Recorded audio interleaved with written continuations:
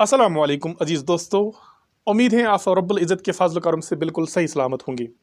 आज की इस वीडियो में हम बात करेंगे मुहावरात और उनके मायने की। आपकी दरसी निसाब के कुछ मुहावरात हम यहाँ पर ले आए हैं जो आपके पेपर में 2 मार्क्स का क्वेश्चन आता है, और ये आपके लिए बहुत ज़रूरी है क्योंकि वहाँ बहुत सारे ऐसे मुहावरात होते हैं जो उस वक्त समझ में नहीं आते हैं। इसलिए हमने यहाँ पर कुछ मुहावरात लाए हैं जो आपकी किताब से दरसी निसाब से निकाले हुए हैं और उनके मानी और उनको जुमलों में भी इस्तेमाल किया है, आसान जुमलों में इस्तेमाल किया है। तो लिहाजा आप इस वीडियो को पूरी तरह देखना और हो सके ये मुहावरात अपनी कॉपी पर लिखें या इसका स्क्रीनशॉट अपने पास मौजूद रखें। तो सबसे पहला मुहावरा हम यहाँ पर देखते हैं, टाइम बगैर ज़ाया किए हुए। तो पहला मुहावरा क्या है यहाँ पर? हवाई किले बनाना। इसका क्या मतलब हुआ?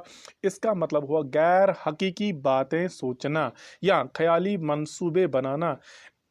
और अगर हम इसको जुमले में इस्तेमाल करेंगे, जैसे रुस्तम हमेशा हवाई किले बनाता है, यानी वो ख्याली बातें सोचता है। गो हवाई किले बनाने का क्या मतलब हुआ? हवाई किले बनाने का मतलब हो गया ख्याली मंसूबे बनाना, गैर हकीकी बातें सोचना, जिन बातों का कोई मतलब नहीं होता है, जिनका होना नामुमकिन होता है, ऐसी बातों को कहते हैं या ख्याली मंसूबे बनाना।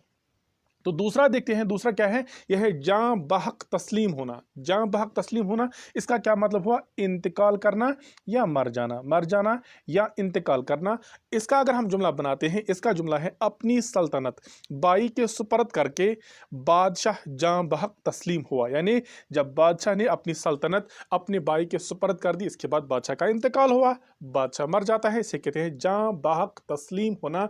जां बहक तस्लीम होना से मुराद मर जाना, इंतकाल करना। तो तीसरा देखते हैं, तामिल करना। तामिल करने से क्या मुराद है? गौर करना या सोच विचार करना, इसे कहते हैं तामिल करना।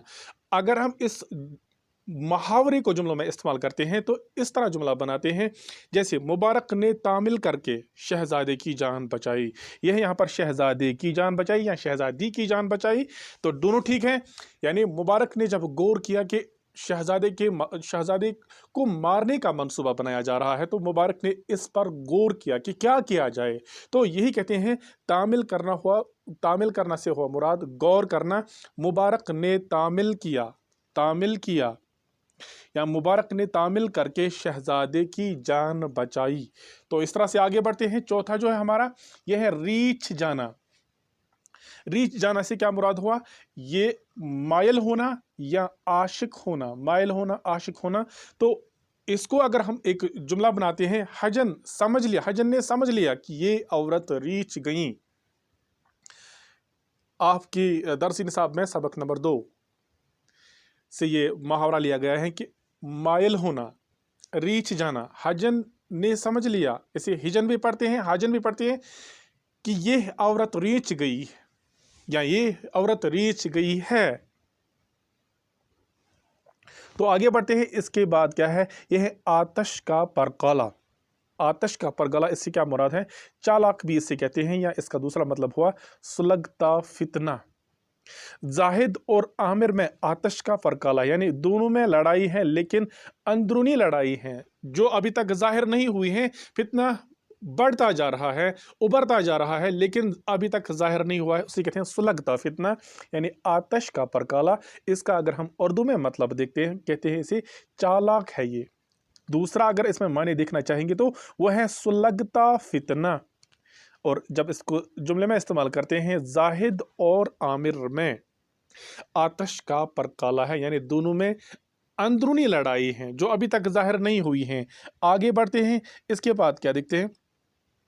इसके बाद जो हम देखना चाहेंगे यहाँ पर वो है सरोकद खड़ा होना। सरोकद खड़ा होना, इसका क्या मतलब हुआ? इसका मतलब हुआ ताज़ीम करना, इज्जत करना, सीधा खड़ा होना। यानी सरोकद खड़ा होना से मुराद हम एहतरामन किसी के लिए खड़ा हो जाते हैं, उसे कहते हैं सरोकद खड़ा होना। यहाँ पर वाव है, सरोकद खड़ा होना, सरोकद खड़ा होना, यहाँ पर वाव लिखना। तो अगर हम इसका जुमला बनाते हैं, नदीम अपने असातिज़ा के सामने सरोकद खड़ा रहता है, सरोकद खड़ा रहता है। जिस तरह यहाँ पर सरोकद है, इसी तरह आप यहाँ भी लिखने की कोशिश करोगे सरोकद। नदीम अपने असातिज़ा के सामने सरोकद खड़ा रहता है, यहाँ पर सरोकद हमने इस्तेमाल किया। आगे बढ़ते हैं, ताल्ली करना। अगर हम सिनफ शायरी में देखते हैं, ताल्ली से मुराद होता है वो शेर जिसमें शायर अपनी शायरी की खुद तारीफ करता है। तो अगर हम यहाँ पर इसका मतलब देखेंगे, यहाँ पर देखेंगे इसका मतलब बरतरी करना, बड़ाई करना और बुजुर्गी जताना, इससे कहते हैं हम ताल्ली करना। तो अगर हम इसको जुमले में इस्तेमाल करेंगे तो यहाँ पर क्या लिखा है, मीर तकी मीर अपनी शायरी में अपनी ताल्ली करता है। मीर तकी मीर शायरी में अपनी ताल्ली करता है, इसको अगर हम जुमले में इस्तेमाल करते हैं ताल्ली करना। आगे देखिए, फराख कलब होना। फराख कलब होना से क्या मुराद हुआ, अगर ये मुहावरा है इसका मतलब क्या है, वसी दिल होना। वसी दिल होना, फयाज होना, सखी होना, इसे कहते हैं फराख कलब होना। तो इसका जुमला बनाते हैं, हातिम एक फराख कलब इंसान था, या हातिम एक फराख कलब इंसान थे। तो ये फराख कलब हमने इस्तेमाल किया एक जुमले में, या फराख। अब आगे बढ़ते हैं, यहां पर लिखा है तू मैं करना, लड़ाई या तकरार करना। लकड़हारे और उसकी बीवी में तू मैं हुआ। यह है बोर के लाडू से, आपने पढ़ा भी होगा। लकड़हारे और उसकी बीवी में तू मैं हुआ, लड़ाई होना या तकरार होना या बहस होना, उसे कहते हैं तू मैं होना। अब आखिरी वाला देखते हैं, यहां पर आखिरी वाला क्या है बेटा, वो है दांत निकालना। दांत निकालना, दांत निकालना से क्या मुराद हुआ, हंसना या मजाक उड़ाना। तो अगर हम यहां पर देखेंगे इसका क्या मतलब हुआ, इसका मतलब हुआ कि